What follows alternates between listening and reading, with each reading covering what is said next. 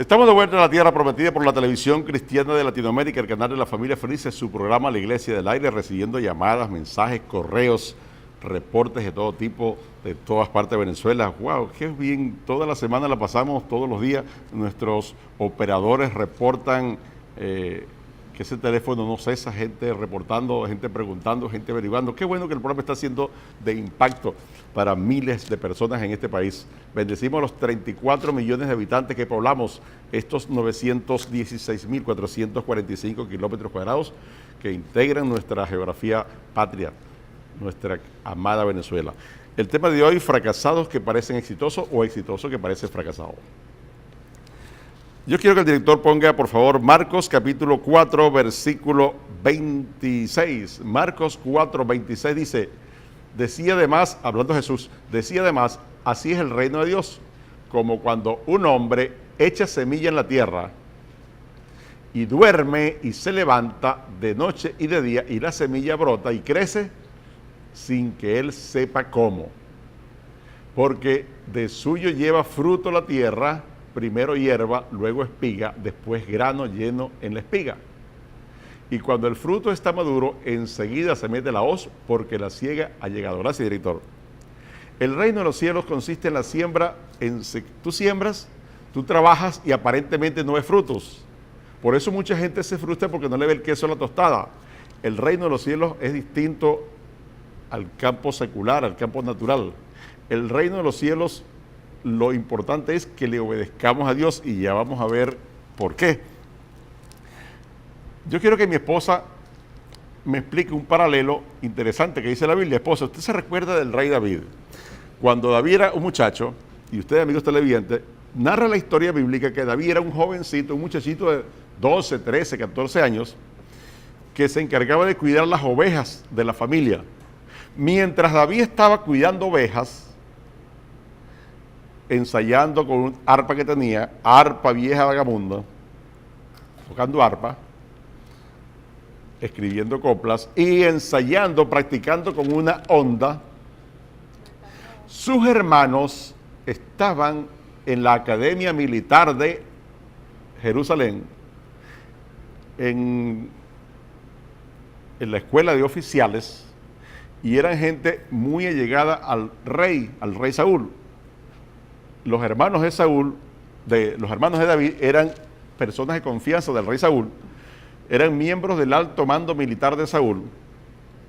Imagínense ustedes el comentario de los vecinos de la familia de Isaí allá en Belén, cuando decía, bueno, de los hijos de Isaí, los dos mayores están en el alto gobierno, son gente respetable, gente respetada, gente muy prestigiosa, donde los hijos de Isaí, los hijos mayores, los hermanos de David, llegaba una caravana militar, escoltas, seguridad, buena comida, buena atención, dinero, fiestas, etc. Era gente exitosa aparentemente. Mientras que los días de David, esposa amada, pasaban David en la sabana, David en el campo, David cuidando ovejas, David hediondo a bosta, hediondo a pupú de ovejas, hediondo a orín de ovejas, con una arpita ahí tocando y con una onda. Todo el mundo decía que David era la oveja negra de la familia. Aquel muchachito David, mientras sus hermanos eran gente importante, David estaba en las sabanas cuidando vacas, cuidando ovejas y peleando con osos y peleando con leones. Esposa, la opinión pública diría que David era un pobre ser fracasado, mientras que los hermanos eran exitosos. ¿Cuál fue el final de la película, esposa? ¿Y en qué nos ayuda eso a muchos televidentes que nos están viendo ahorita que quizás se sienten exitosos y resulta que son unos rolos y troncos fracasados? O muchos televidentes que nos están viendo que se sienten fracasados sin saber que en verdad son exitosos. ¿Qué me dice, esposa? Bueno, porque muchas veces, esposo amado, tendemos a juzgar por la apariencia. En el caso del rey David, o sea, David antes de ser rey y sus hermanos, David tenía una condición, digamos, de menos rango que la de sus hermanos, porque David estaba sencillamente cuidando las ovejitas de su padre allí en el anonimato, estaba escondido prácticamente, que casi que despreciado por el papá, no lo tomaban en cuenta, pero los hermanos de David, bien como tú lo dijiste, pertenecían pues al ejército de Jerusalén, estaban en otra posición y aparentemente pues ellos estaban en otra posición mejor que la que tenía David, y a la luz de todos así era, porque David estaba allí detrás, estaba en el anonimato, no se sentía David por ningún lado, pero como dice la palabra de Dios, vamos a buscar rapidito allí, señor director, lo que dice Romanos capítulo 9, versículo 16.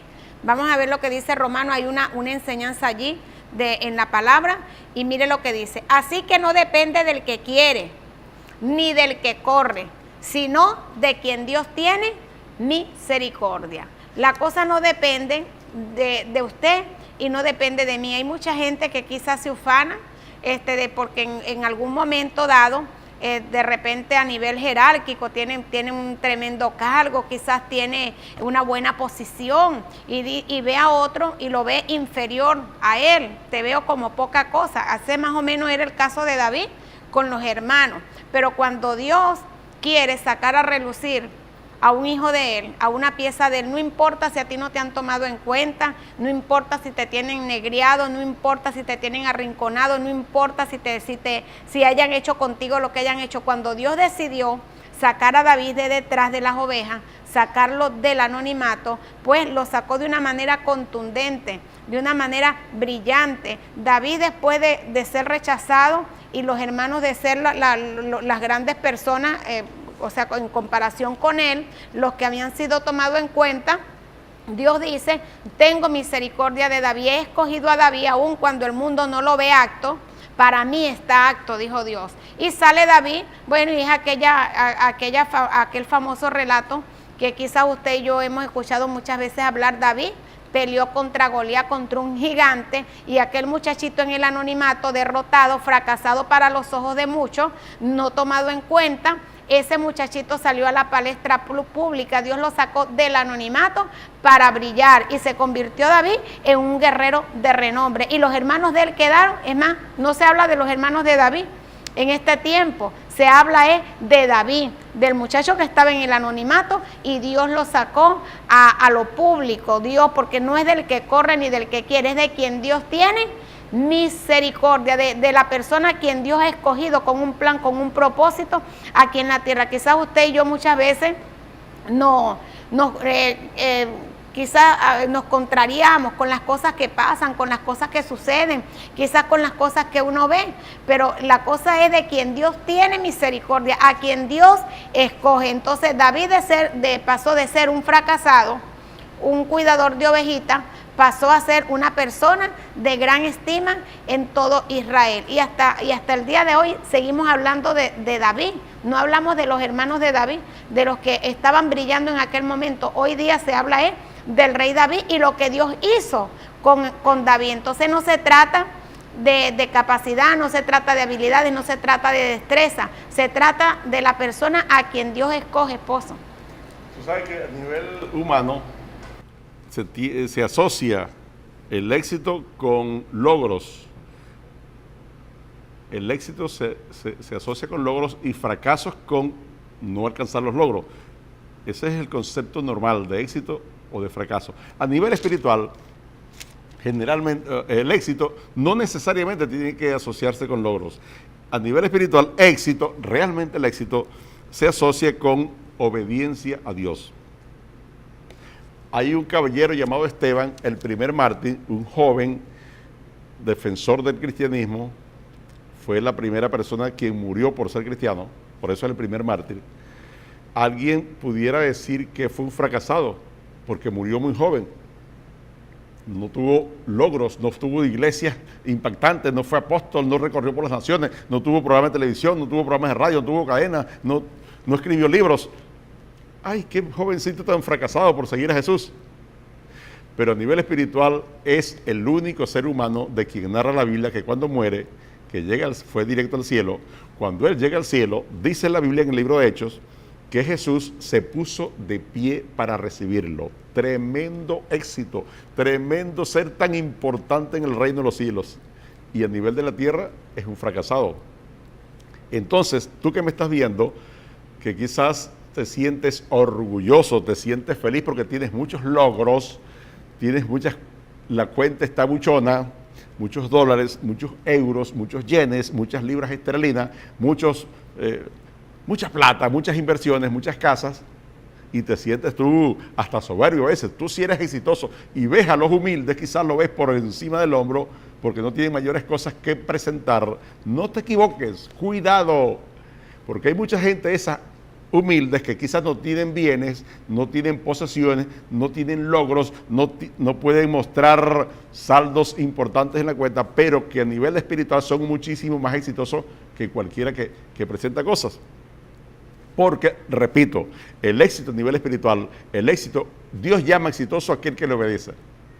Ya lo explicaba mi esposa, el rey David, antes de ser rey, un muchachito que lo que hacía era tocar arpa, lo que hacía era lidiar con ovejas, cabras, vacas, toros, olía a sol en la sabana, mientras que sus hermanos, disfrutando las mieles del poder en el palacio real, en el palacio de gobierno de Jerusalén con el rey. ¿Y quién creen ustedes que Dios llamó exitoso? Su hijo David lo llevó a ser rey. Todavía estamos hablando de David. Ese sí fue un exitoso porque obedeció la voz de Dios. Y en el próximo segmento vamos a ver lo necesario a veces que es pasar temporadas aparentemente oscuras. Pero para Dios no son oscuras, para Dios son sencillamente trámites que se necesitan de obediencia. Vamos a hacer una pausa. Cuando vengamos seguimos desmenuzando este interesantísimo tema. Fracasados que parecen exitosos, pero también hay exitosos que parecen fracasados. Una pausa, ya regresamos.